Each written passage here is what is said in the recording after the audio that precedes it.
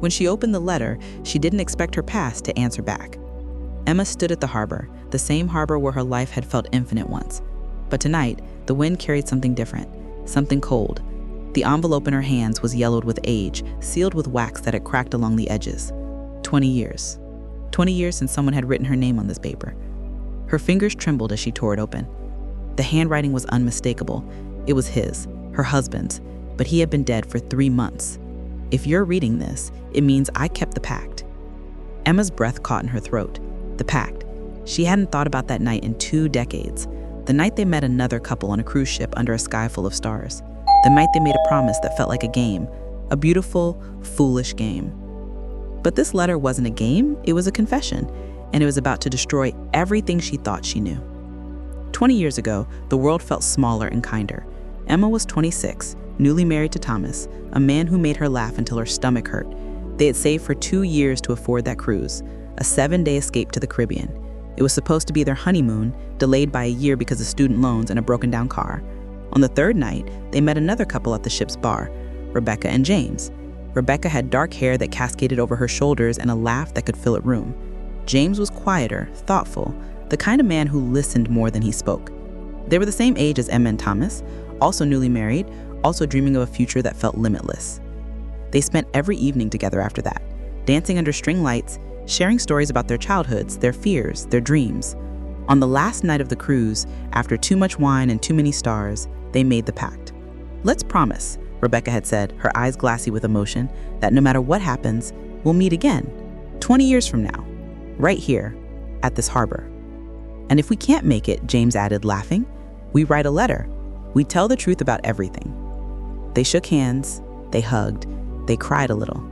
It felt sacred, even through the haze of alcohol and youth. Then they went home, and life happened. Emma folded the letter and pressed it against her chest. Her heart was pounding.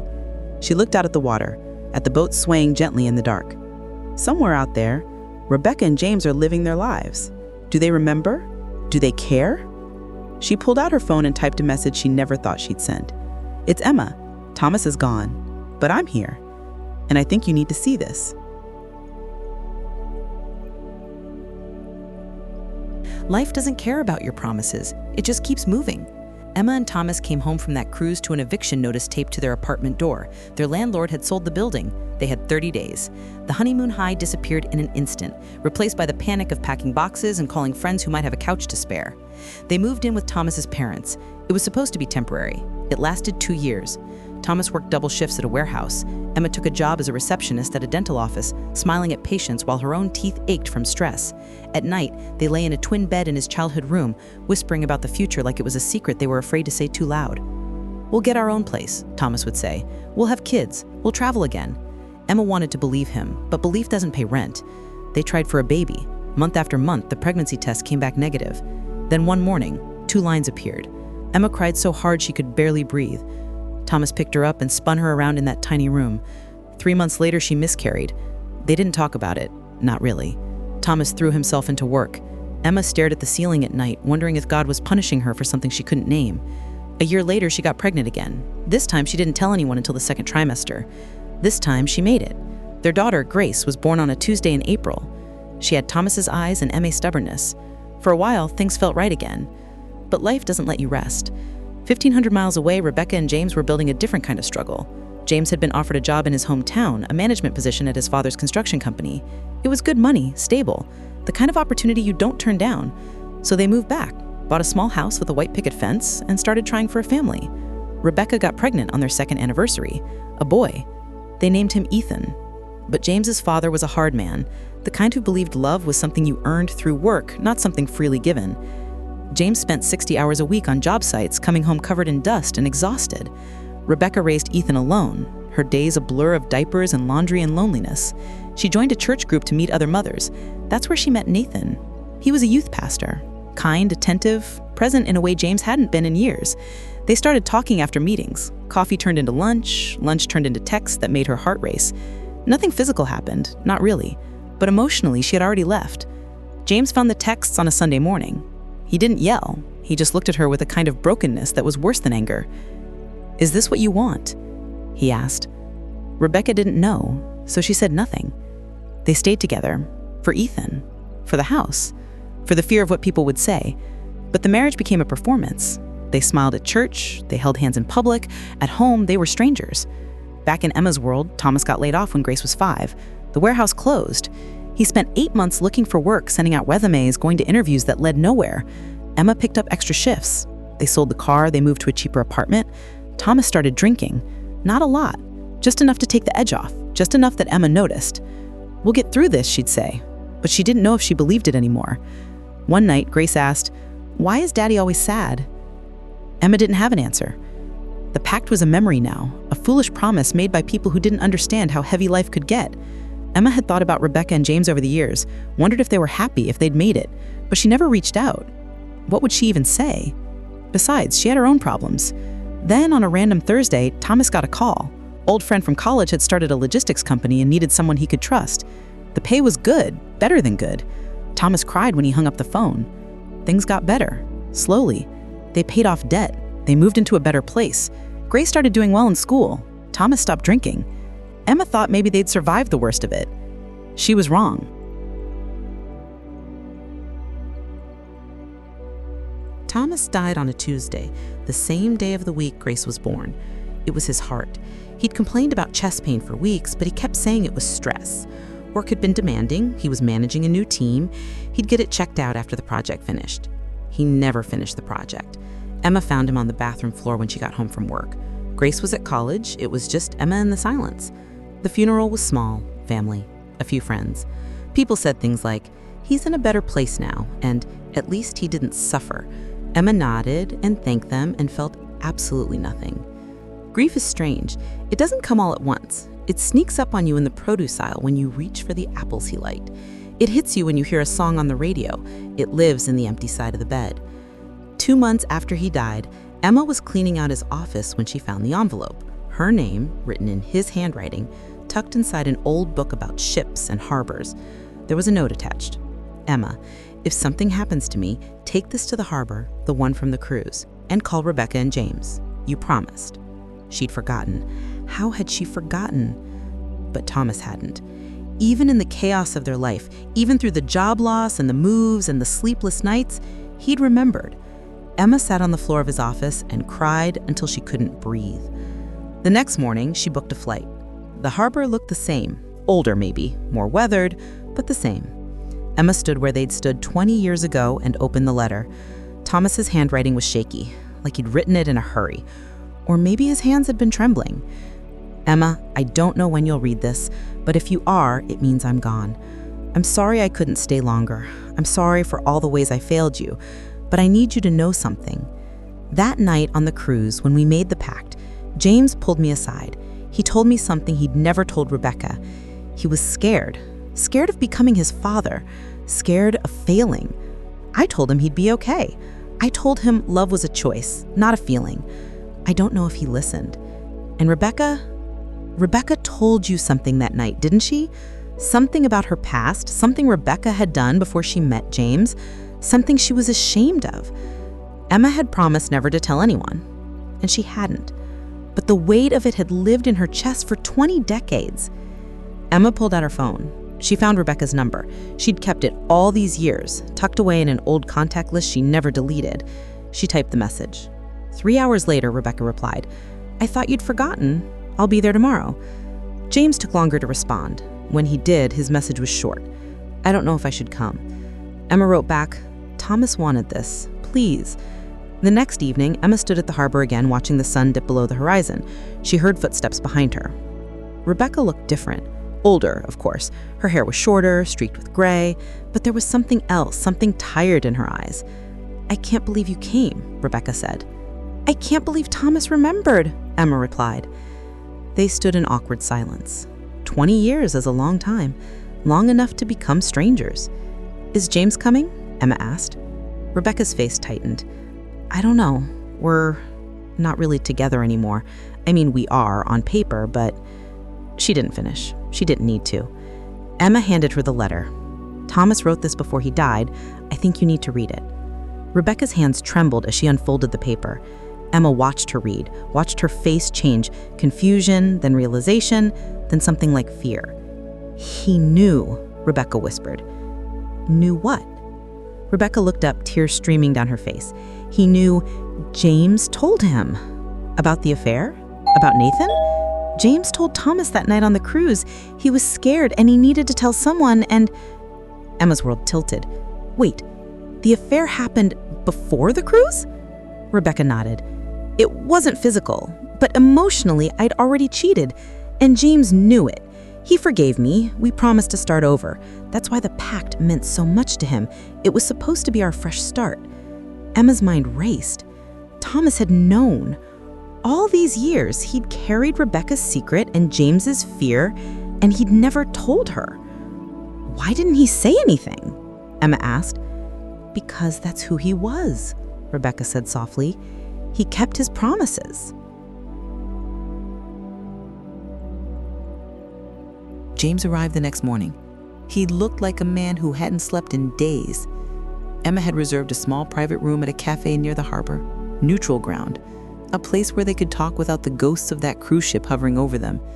When James walked in, Emma saw the weight he was carrying. It was in his shoulders, in the way he couldn't quite meet their eyes. I almost didn't come, he admitted, sitting down slowly. Why did you? Emma asked. James looked at Rebecca for the first time. Because I made a promise, and I've broken enough of those. The silence that followed was suffocating. Rebecca broke it.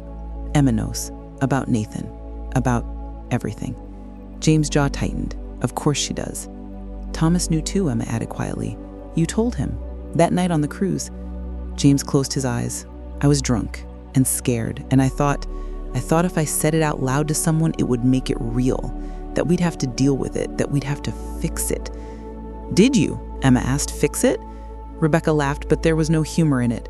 We tried. God, we tried. We went to counseling. We prayed. We did everything right.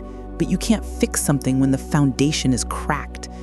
We stayed together for Ethan, James said. And then Ethan grew up and moved across the country. And we realized we didn't know how to talk to each other anymore. Emma leaned forward. So why are you still married? James shrugged. I guess. Fear. Fear of being alone. Fear of admitting we failed. Fear of what people at church would say. Emma felt something crack inside her chest. You're living a lie. We all are, Rebecca shot back. Don't act like your marriage was perfect, Emma. We saw the cracks even back then. You and Thomas fought about money. You fought about kids. You fought about everything. Emma bristled. We fought, yes, but we didn't give up. You got lucky, Rebecca interrupted. You got lucky that Thomas found a job, that you had grace, that things worked out. Don't mistake luck for virtue. The words hung in the air like a slap. James spoke, his voice low. Rebecca's right. You did get lucky, but we didn't, and I don't know how to fix that. Emma took a breath. She could feel the anger rising, but underneath it was something else. Sadness, pity, grief for the friendships that had died before they'd even had a chance to live. She pulled out Thomas's letter and slid it across the table. Read it, both of you. They read in silence. Emma watched their faces, the confusion, the realization, the shame. When they finished, James looked up. He wanted us to honor the pact, but how? We're broken, Emma, all of us. I don't think that's what he meant, Emma said. I think he meant that we need to tell the truth. Stop pretending, stop hiding behind smiles and Sunday mornings and polite conversations. He wanted us to be real. Rebecca's voice cracked. I don't know how to do that. Emma reached across the table and took her hand. Then let's start now. Rebecca broke. She sobbed, deep, shaking sobs that came from somewhere buried so far down she'd forgotten it existed. James reached for her, and for the first time in years, she didn't pull away.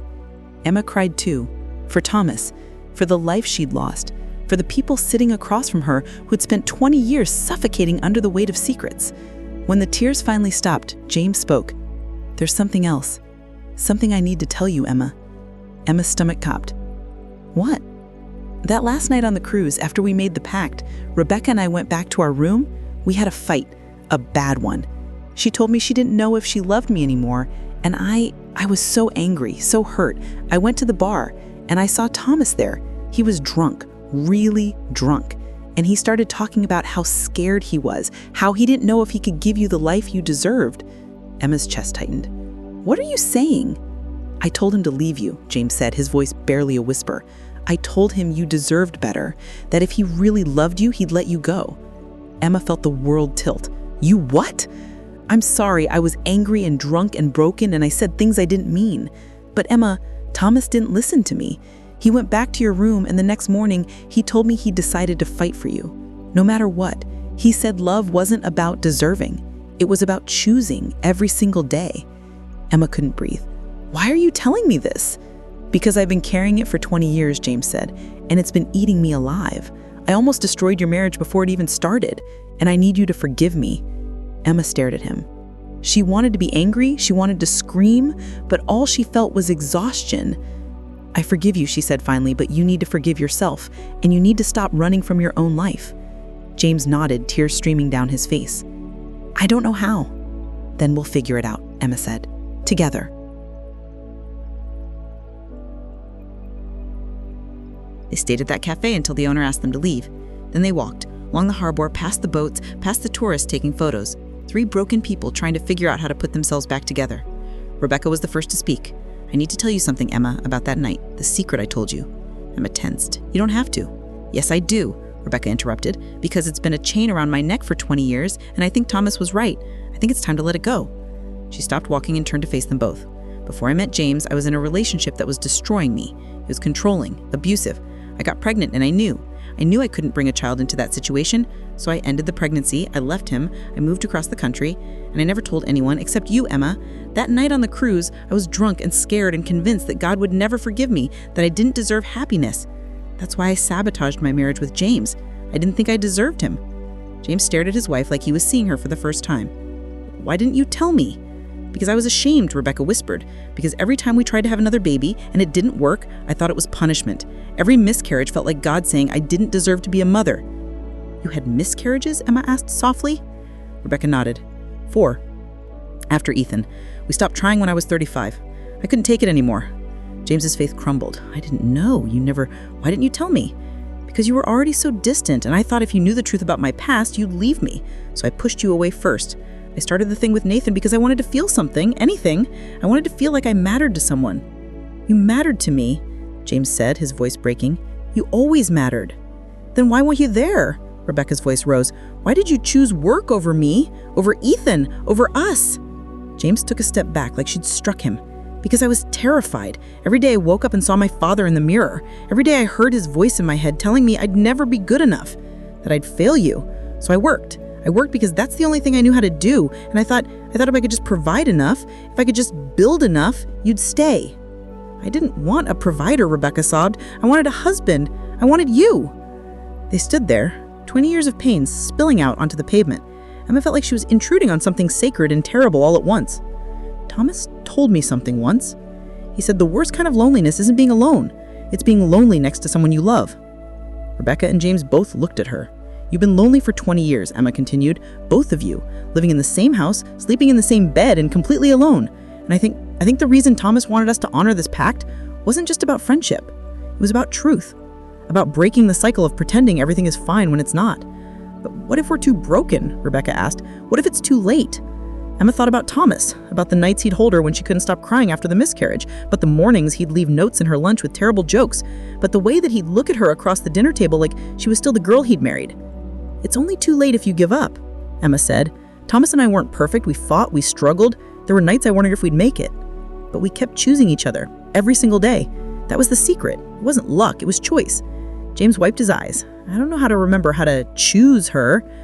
Then learn, Emma said simply. Start today, right now. Choose to tell the truth, choose to listen, choose to stay even when it's hard. Rebecca looked at James, really looked at him. I'm sorry for Nathan, for pushing you away, for all of it. I'm sorry too, for leaving you alone, for not asking questions, for being too scared to let you in. They stood there, 2 strangers who'd once been in love, trying to find their way back to each other. Emma pulled out her phone and showed them a photo. This is Grace, my daughter. She's in college now, studying to be a counselor. She wants to help people who are struggling. She wants to help marriages like yours. Rebecca smiled through her tears. She's beautiful. She is, Emma agreed. But you know what Thomas used to tell her? He said, Grace, people don't need you to fix them. They need you to witness their pain and remind them they're not alone.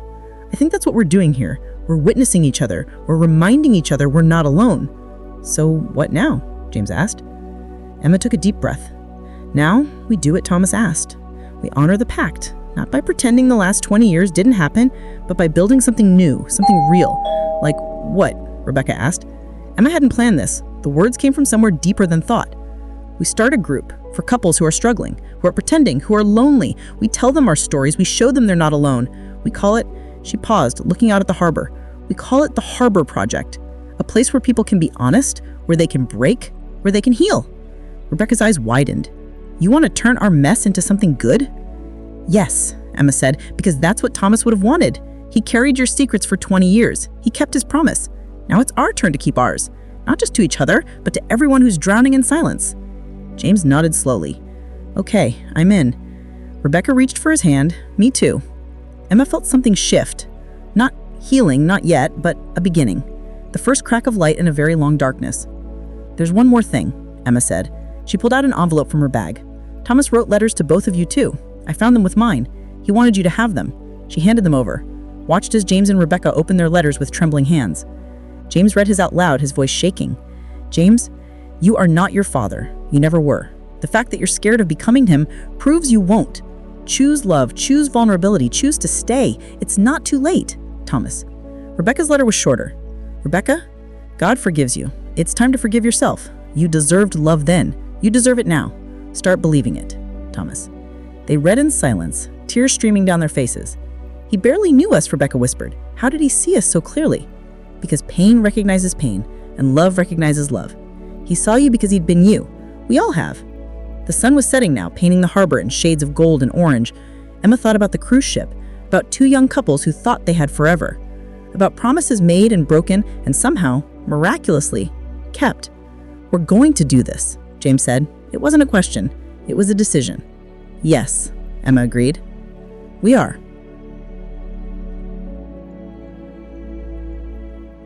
3 months later, Emma stood in front of a room full of strangers. The community center was small, 20 folding chairs arranged in a circle, a coffee station in the corner. Nothing fancy, nothing perfect, just real. Rebecca and James sat beside her, their hands intertwined. They'd spent the last 3 months in intensive counseling. It wasn't easy. Some days they wanted to quit, but they kept showing up, kept choosing each other, day by day, conversation by conversation. Emma cleared her throat. Thank you for coming. I know this isn't easy. Standing in a room full of strangers and admitting your marriage is falling apart takes courage, but that's why we're here, because courage is what changes things. She looked around the circle, a young couple who looked barely 30, an older pair who'd been married 40 years, a single mother whose husband had left, a man whose wife was battling addiction. My name is Emma, she continued, and 6 months ago my husband died. Before he died, he wrote me a letter that changed my life. He reminded me that love isn't something that just happens to you. It's something you choose every single day, even when it's hard, especially when it's hard. Rebecca spoke next. My name is Rebecca, and I spent 20 years emotionally checked out of my marriage. I had an emotional affair. I carried shame from my past that I never dealt with. I pushed my husband away because I didn't think I deserved him. I almost destroyed everything. James squeezed her hand. I'm James, and I chose work over my wife and son for 15 years. I was so scared of failing that I failed by not trying. I let silence build walls between us, and I almost lost the woman I love. The room was silent. Emma could see recognition in their eyes, pain calling to pain. We're not therapists. We're not experts. We're just people who've lived through hard things and survived. And we're here to tell you that you're not alone, that your marriage can heal, but it starts with honesty. It starts with choosing to fight for each other instead of against each other. A woman in her 50s raised her hand. What if it's too late? What if we've hurt each other too much? Emma nodded. That's a fair question. And honestly, I don't know. Some marriages don't make it. Some wounds are too deep. But I've learned that too late is usually just fear dressed up as wisdom. If you're both still willing to try, it's not too late. But how? A younger man asked. How do you rebuild trust after it's been broken? James leaned forward, slowly. One conversation at a time, one honest moment at a time. Rebecca and I have been in counseling for 3 months. We've had to learn how to talk to each other again, how to listen without defending ourselves, how to say I'm sorry and actually mean it. It's hard work. Some days I want to give up, but then I remember why I married her, and I choose again. Rebecca wiped her eyes. And you have to forgive yourself. That's the part no one tells you. You can't heal your marriage if you're still punishing yourself for past mistakes. God forgives you. Now you have to forgive yourself. Over the next 2 hours, people shared their stories. The affair that had nearly ended everything, the financial stress that had turned them into enemies, the loss of a child that had broken them both, the addiction, the lies, the loneliness. Emma listened and remembered Thomas, how he'd carried secrets for people he barely knew, how he'd chosen compassion over judgment, how he believed in redemption even when it seemed impossible. When the meeting ended, the young couple approached Emma. "We want to try," the wife said. "We want to fight for our marriage. Can we come back?" "Yes, every week, as long as it takes." The Harbor Project grew. Word spread. More couples came. Some churches invited them to speak. Some counselors recommended them. Emma, Rebecca, and James became a team, sharing their story over and over, watching as people who'd felt hopeless began to hope again. 6 months after the first meeting, James and Rebecca renewed their vows. It was a small ceremony at the harbor. Emma stood beside them as Rebecca spoke. 20 years ago, I married you out of hope. Today, I marry you out of choice. I choose your flaws and your fears. I choose your silences and your stories. I choose to love you when it's easy and when it's hard. I choose you, James, every day for the rest of my life." James's voice cracked as he responded, "I choose you too, and I promise to show up, to listen, to be present, to fight for us. Always." Emma cried through the whole ceremony. Afterward, Grace, who had flown in to attend, hugged her mother tight. "Dad would be so proud of you." "I hope so," Emma said. "I really hope so." That night, Emma returned to the harbor alone. She stood where she'd stood 6 months ago, where Thomas's letter had shattered and rebuilt her world. She pulled out her phone and recorded a video. "My name is Emma, and I want to tell you about a promise 4 people made 20 years ago. We were young and naive and thought we had forever. Life proved us wrong, but it also proved us right, because love, real love, doesn't end when someone leaves. It ends when you stop choosing it. My husband kept a promise for 20 years. He carried secrets for people he barely knew. He chose compassion over judgment. He believed in redemption even when it seemed impossible. And now I'm choosing to honor his legacy by helping others believe in it too. If your marriage is struggling, if you feel alone, if you think it's too late, it's not. There's always hope. There's always a choice. And there's always a harbor waiting for you to come home." She posted the video on a new platform, a page dedicated to the Harbor Project. Within days, it had 1,000 views, then 10,000, then more. Messages flooded in. "Thank you for giving me hope. We're coming to your next meeting. You saved my marriage." Emma read every message, responded to as many as she could, and every night before she went to sleep, she whispered to Thomas, "We did it. We kept the promise." 2 years later, Emma stood at the harbor again, but this time she wasn't alone. Behind her, hundreds of people gathered, couples who'd found each other again through the Harbor Project, singles learning to heal from past relationships, families rebuilding after addiction and loss. They'd come from across the country for this, the second annual Harbor Gathering, a celebration of hope, a reminder that broken things can be beautiful. Rebecca and James stood on stage, their son Ethan beside them. He'd moved back home 6 months ago, reconciling with his parents after years of distance. Now he worked with the Harbor Project, helping other adult children navigate their parents' struggling marriages. 2 years ago, Rebecca said into the microphone, "I was ready to give up, on my marriage, on myself, on everything. But a friend reminded me that love is a choice, and I chose to fight. My husband chose to fight. And today, we're not perfect. We still have hard days, but we're together, really together, for the first time in 20 years. The crowd applauded. Emma watched couples hold hands, wipe tears, lean into each other. James took the microphone. "Someone once told me that you're not your past, you're your choices. Every day I wake up and choose my wife. Every day she chooses me. And that's what makes the difference. Not the feelings, the choice." Grace stepped onto the stage next. She graduated with her counseling degree and now works full-time with the Harbor Project. "My dad died before I could tell him thank you," Grace said, her voice steady despite the tears. "Thank you for showing me what real love looks like. Thank you for fighting for my mom. Thank you for keeping promises even when no one was watching. Dad, if you're listening, your letter didn't just save 2 marriages. It started a movement. It reminded people that hope is real, that redemption is possible, that love always wins." Emma couldn't hold back the tears anymore. She thought about Thomas, about the way he'd hold her on hard nights, about his terrible jokes, about the letter he'd written knowing he might not be there to see what it created. After the gathering, Emma walked to the water's edge, the same spot where she'd opened that letter 2 years ago. She pulled out a new envelope, one she'd written herself. She opened it and read aloud. "Dear Thomas, 2 years ago, you gave me a gift. You gave me purpose. You reminded me that our pain isn't wasted if we use it to help others. You kept a promise to 2 people you barely knew, and it changed everything." The Harbor Project now has chapters in 30 states. We've helped over 5,000 couples. We've watched marriages resurrect from the dead. We've seen people who thought they were beyond hope find their way back to each other. But more than that, you taught me what love really means. It's not the butterfly feelings or the perfect moments. It's the choice to stay when every part of you wants to run. It's the decision to forgive when you'd rather hold a grudge. It's showing up day after day, even when it's hard. I miss you every single day, but I'm not stuck in the past anymore. I'm building something that honors your memory, something that proves love doesn't end when someone dies. It multiplies. Grace is thriving. She's helping people heal just like you did. She has your heart. Rebecca and James are leading workshops now. They're proof that 20 years of silence can be overcome, that it's never too late to choose love. And me, I'm choosing to live, to love, to believe that your death wasn't the end of the story. It was the beginning of something greater. Thank you for the letter. Thank you for the pact. Thank you for teaching me that love is a verb, not a noun. I'll see you again someday, but until then, I'll keep choosing, every single day. Love always, Emma. She folded the letter and placed it in a bottle. Then she walked to the edge of the dock and threw it into the water. It bobbed on the waves for a moment before drifting out to sea. Rebecca appeared beside her. What was that? A message, Emma said. For Thomas, for everyone we've lost, for everyone who kept promises even when it cost them everything. He'd be proud of you, Rebecca said. He'd be proud of all of us, Emma replied. They stood in silence, watching the sun set over the harbor. James joined them, then Grace, then Ethan. One by one, people from the gathering came to stand at the water's edge. Someone started singing, a hymn about grace and redemption. Others joined in. The voices rose and fell like waves, carrying hope out over the water. Emma closed her eyes and felt Thomas there, in the wind, in the voices, in the community they'd built from broken pieces. Love doesn't end when someone leaves, she whispered. It ends when you stop choosing it. And she chose, again, and again, and again.